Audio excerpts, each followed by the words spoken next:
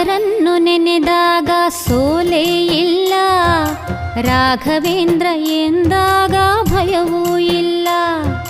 ರಾಯರನ್ನು ನೆನೆದಾಗ ಸೋಲೇ ಇಲ್ಲ, ರಾಘವೇಂದ್ರ ಎಂದಾಗ ಭಯವೂ ಇಲ್ಲ.